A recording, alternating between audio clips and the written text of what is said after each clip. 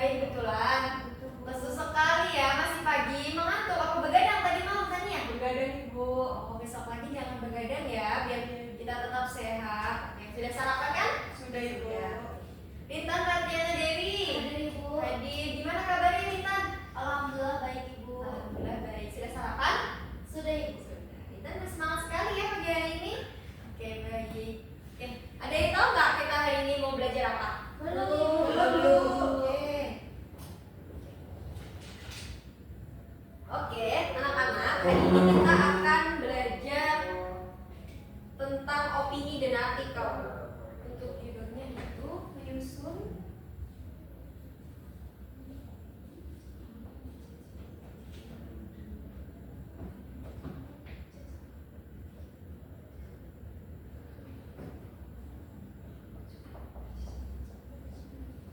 opini dalam artikel. Hari ini tanggal berapa anak-anak?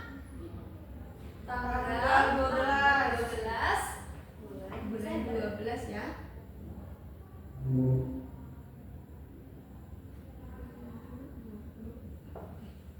Oke, sebelum kita menyusun opini dan dalam artikel, kita alangkah baiknya tahu terlebih dahulu ya artikel opini ini seperti apa gitu. Ada yang tahu artikel opini seperti apa? Apa pengertian dari artikel opini? Saya Bu. Oke, silakan. Menurut saya ya Bu, ini artikel opini ini artikel yang berisi tentang pendapat. Ada yang lain?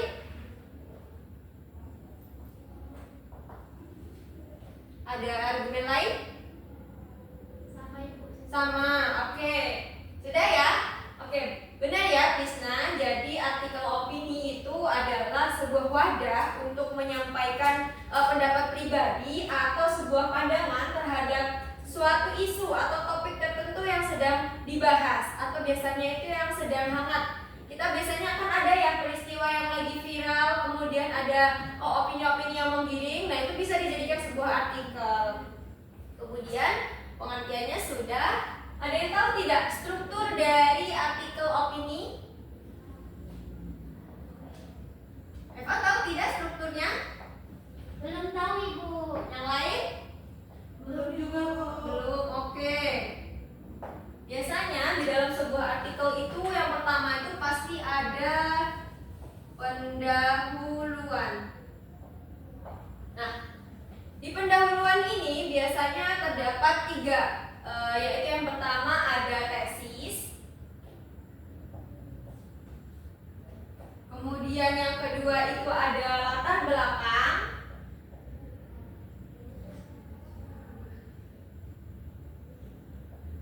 dan yang ketiga itu ada pertanyaan menarik.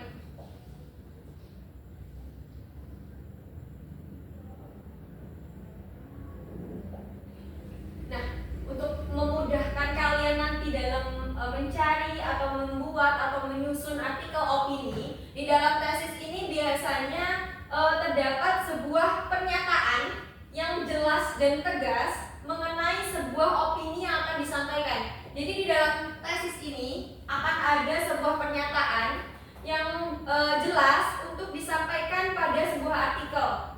Jadi mendasar gitu ya anak-anak. Kemudian yang kedua itu latar belakang seperti biasa, informasi singkat yang ditulis untuk apa ya? Bukan menyepil ya, menyepil itu bahasa asing ya. Untuk memberikan konteks tentang hal yang akan dibahas itu, tapi sedikit dibahas di latar belakang. Kemudian pertanyaan yang menarik itu pertanyaan yang menggugah pemikiran pembaca yang menarik untuk minat mereka membaca selanjutnya. Kemudian struktur yang kedua itu ada isi. Seperti biasa isi itu berisi tentang penjelasan, kemudian argumen-argumen kalian dan lain sebagainya itu tertuang di dalam isi. Kemudian yang ketiga itu ada rekapitulasi. Ada yang tahu rekapitulasi itu apa? Tidak Ibu, belum tahu. Oke. Oh maaf teman-teman, jadi ini belum rekapitulasi, masih penutup. Yang sana kelihatan? Kelihatan. Nah, di dalam penutup ini ada namanya rekapitulasi, kemudian ada kesimpulan. terakhir itu ada ajakan untuk bertindak.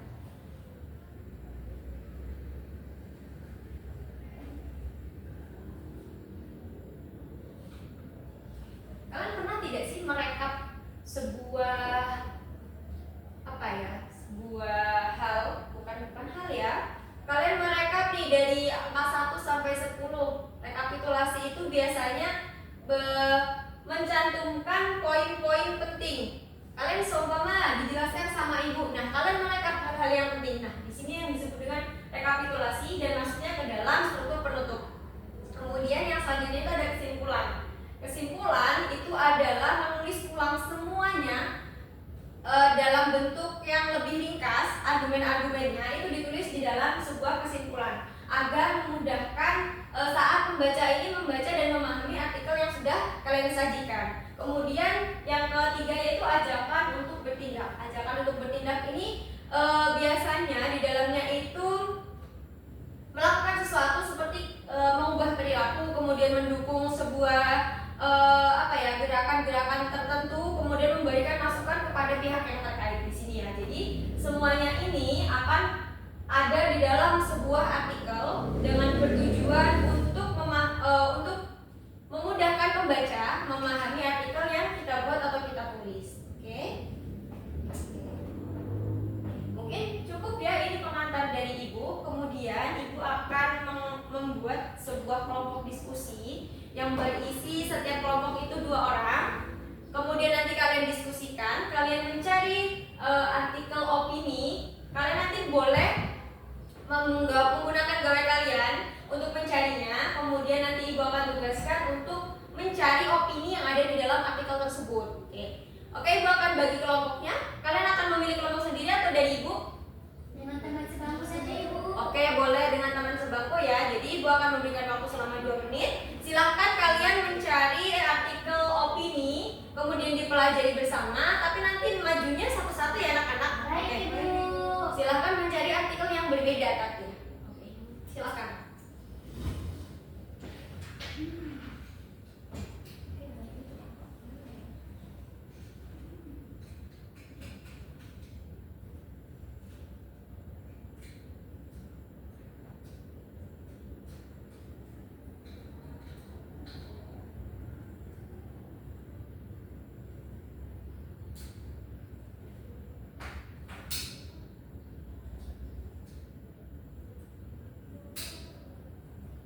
Ada yang sudah ketemu? Sudah ibu. Oke, boleh. Boleh silakan Eva untuk maju ke depan dan menyampaikan apa saja yang sudah didapat. Baik ibu.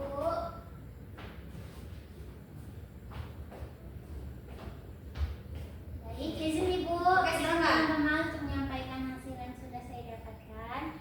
Jadi artikel yang sudah saya baca itu berjudul Peran Pendidikan dalam Mengatasi Pengangguran di Era Digital. Adapun opini yang saya temukan yakni dia mengatakan bahwa pendidikan formal di Indonesia masih belum sepenuhnya menjawab tantangan era digital. Kurikulum yang diterapkan cenderung kurang adaptif terhadap perkembangan teknologi dan pasar kerja.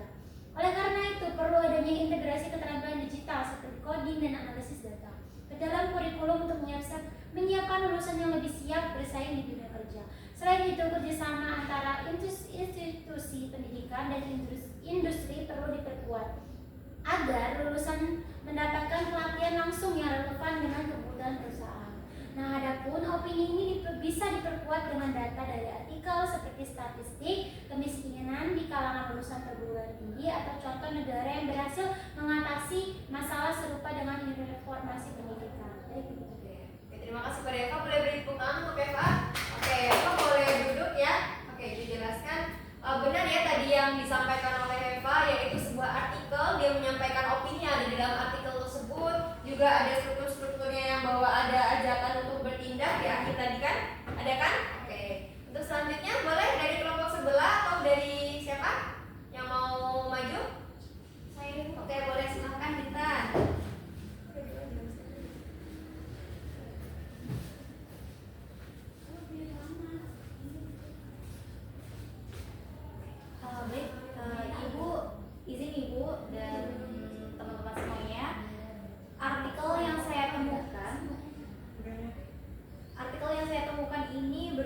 tentang politik, yang didukung, tentang dukungan politik. Nah, isinya adalah Ibu, saat ini kita sudah memasuki tahun politik dengan tanda-tanda politik.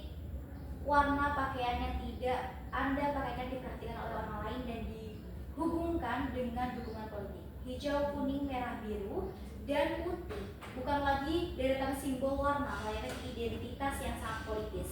Di tahun politik, warna sudah tidak lagi netral. Peci dan sandal sekalipun akan dianggap gambaran keterpihakan pada sosok tertentu. Lontaran kata-kata atau tulisan yang ada atau keluar dari mulut orang itu lebih yang keluar dari tokoh tertentu dihubung-hubungkan dengan mendukung kritikan orang pada sosok tertentu sekalipun. Beri tepuk tangan kepada Lintang. Oke, terima kasih buat Lintang. Benar juga ya yang sudah disampaikan oleh Lintang tadi. Di akhir juga ditunjukkan dengan ajakan bertindak. Oke, ada lagi yang ingin mencoba? Krisna mungkin sudah ada atau belum, atau Tania? Saya Ibu.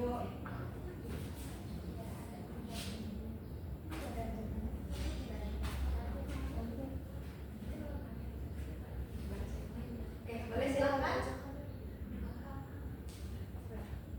Oke Ibu, jadi di sini saya mendapatkan artikel yang berjudul Pentingnya Olahraga untuk Kesehatan Mental. Nah, di dalam artikel ini Ibu memiliki opini, yaitu saya percaya bahwa olahraga seharusnya menjadi bagian dari rutinitas harian kita, terutama di tengah kehidupan yang serba sibuk dan bertekanan. Dengan berolahraga, kita tidak hanya menjaga tubuh tetap sehat, tetapi juga mendukung kesehatan mental kita agar tetap stabil. Ya Ibu. Oke, terima kasih kepada Tania. Beri tepuk tangan kepada Tania. Oke, beri tepuk Tania. Jadi di dalamnya juga ada opini, kemudian ajakan. Sebenarnya bukan langsung ke ajakan ya, tapi dia memaparkan bahwa dengan berolahraga kita bisa menjaga kesehatan dan juga menjaga mental. Oke, Krisna boleh? Sudah ketemu atau belum? Sudah, Bu. Oke, boleh.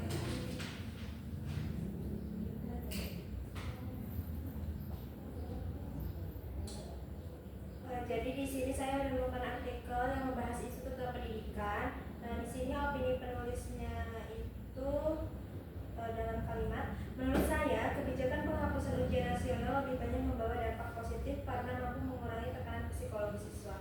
Namun pemerintah perlu memastikan bahwa sistem evaluasi pengganti memiliki standar yang jelas dan adil. Jadi ada kalimat opini yang menurut saya. Oke, terima kasih kepada Krisna. Boleh tepuk tangan untuk Krisna. Boleh duduk Krisna. Oke, di dalamnya tadi ada opini bahwa menghapuskan UN ya itu berdampak baik kepada psikologi dari siswa, bisa menurunkan kadar stres ya, tingkat stres dari siswa, bisa menjaga mentalnya lebih baik. Oke, terima kasih kepada anak-anak yang sudah memberikan opininya kepada teman-teman, memberikan ilmu kepada teman-teman tentang opini yang kalian dapatkan. Mungkin pembelajaran kita cukup sampai di sini dulu ya teman-teman. Mungkin untuk kedepannya ada tugas ya teman-teman. Jadi nanti ibu akan beri tugas kalian. Kalau tadi kalian itu mencari, pekan depan kalian boleh menyusun artikel opini, kemudian nanti dikumpul kepada ibu. Oke? Mungkin itu saja ya anak-anak untuk pertemuan pada pagi hari ini yang sudah menjelang siang. Semoga kalian tetap bersemangat dalam keadaan sehat selalu pastinya. Mohon maaf apabila terdapat kesalahan dalam bertutur kata atau bertindak dari ibu ya. Sekian dari ibu akhiri. Wassalamualaikum warahmatullahi wabarakatuh. Waalaikumsalam warahmatullahi wabarakatuh. Terima kasih anak-anak. Terima kasih ya Bu. Assalamualaikum warahmatullahi wabarakatuh. Perkenalkan, nama saya Mutiara Afifah dengan NPM 2213041053. Di sini saya sebagai OL dari Malika Tafana Zain, yaitu pada keterampilan 8 mengajar kelompok kecil dan perorangan. Pada saat di kelas, Malika sudah menunjukkan kehangatan kepada siswa, lalu menunjukkan kepekaan sudah cukup dilakukan, mendengarkan dan merespon siswa sudah dilakukan di dalam kelas. Membangun hubungan saling mengerti itu cukup terrealisasikan. Mendukung dan membantu siswa sudah dilakukan. Mengerti perasaan belum terlalu banyak. Lalu menangani situasi belum maksimal.